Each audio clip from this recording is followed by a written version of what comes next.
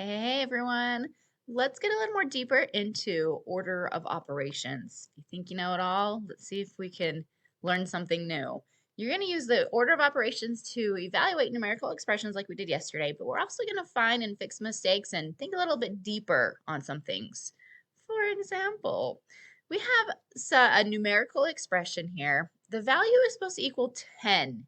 If I were to, you don't have to copy this down, but if I were to follow the order of operations right now, I would get 90. Okay, so here's what happened. Somehow, when this got written down, someone left out the parentheses. So we got to figure out where the parentheses go in order to make this actually equal to 10. So we've got a few options. We could place them so the subtraction happens first. We can place them so the division happens first. Okay, let's see. Let's do this. Let's make subtraction front of the line, shall we? Let's let them go first. We're still inside these parentheses going to do exponents first because the teacher is still going to go to lunch before any of the kindergartens, which is what subtraction is, right? So we'll still let 100 happen first. Then we'll subtract 50, which will give us 50. Then we'll divide by 5, and look at that. We get 10. So in order to get the value equal to 10, we needed to subtract first. They got like a front of the lunch line pass. Those kindergartners did with those parentheses. So I'm going to let you try this one. What can you do to make this numerical expression equal 38? I actually don't know the answer. So, well, if either way, like that would be first, right? So maybe I want to add first there, or maybe I want to add first here. Let's go with this one.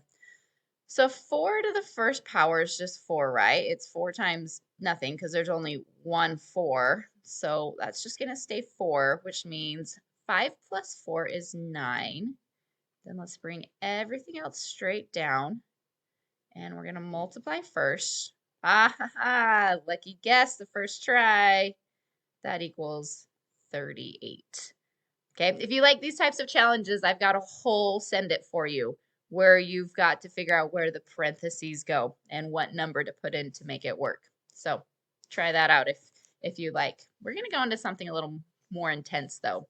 You guys get to become the teacher now. You've had one lesson of order of operations, you're experts on it. Let's look at John. He got an answer of 64, and the answer key does not say the answer is 64. So we got to help John figure out what he did, and we need to like give John a little pointer somehow, right? So for these types of problems, what I would do is kind of ignore what John is doing and just do it over here on my own. And then I can kind of compare and be like, oh, John, I see what we did. Okay, so I'm going to do parentheses first, of course, and get 24, and then bring everything else straight down. And exponents is next. 24 plus 16, right? Because it's 4 times 4. There we go. Ah, look at that. I think we figured it out already. What did John do with the 4 squared?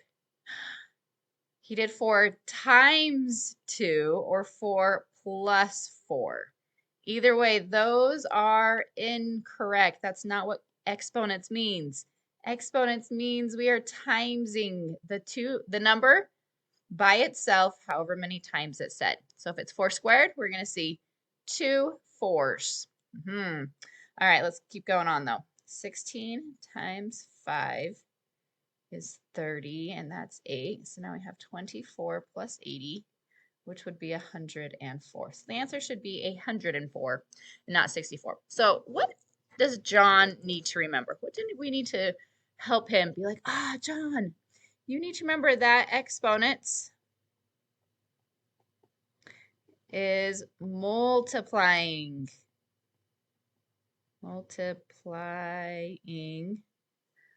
a number by itself, not by 2.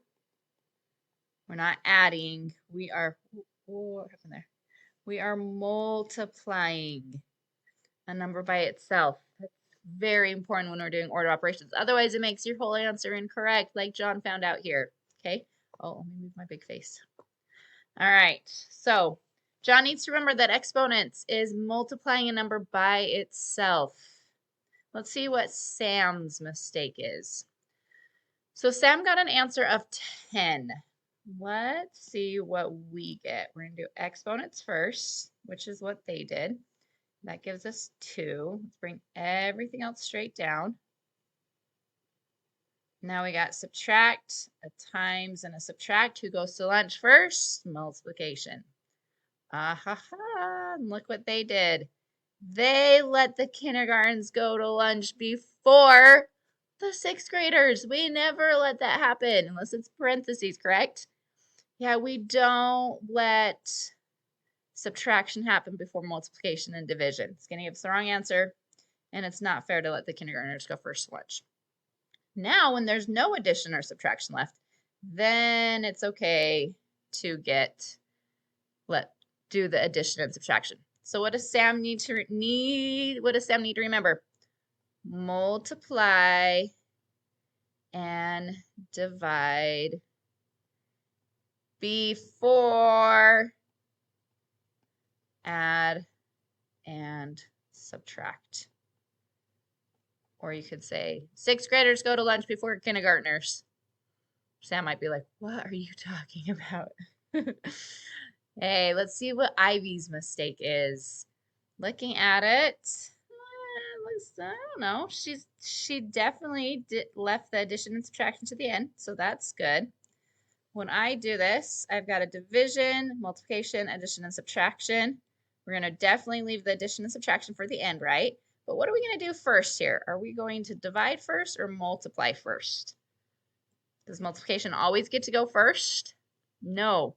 Multiplication and division, remember, it's like 2 separate 6th grade classes. They go to lunch at the same time. They happen at the same step in the order of operations. But what do we do first? Well, who got to lunch first? Was it Miss Mears' class? Was it Mrs. Manson's class? Okay, in this example, it was the division class that got first. They're further up in the expression, so they're going to get done first. 50 divided by 2 is 25. See, Ivy chose to multiply first. And sometimes that is understandable because when we say PEMDAS, it does look like multiplication comes before division. But that's why we kind of have to remember those 2 are together and those 2 are together.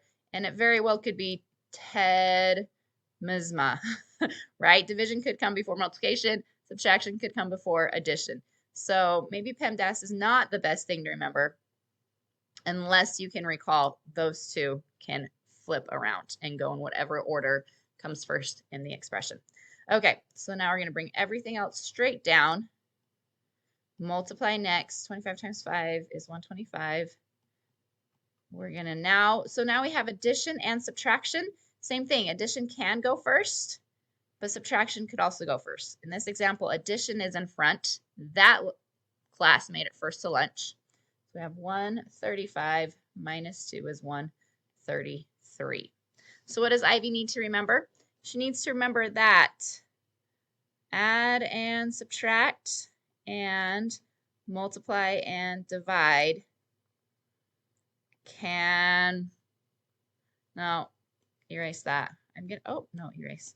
I'm gonna say, what's the best way to help Ivy out?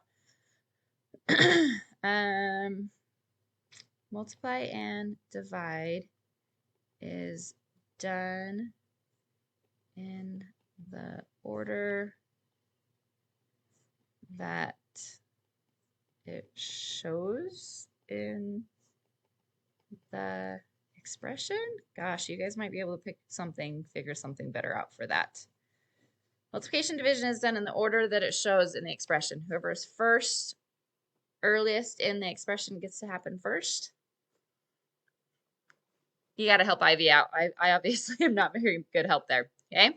Hopefully by helping out those individuals, I've helped you remember and do some things. And by teaching and finding errors, it actually solidifies it more in your mind.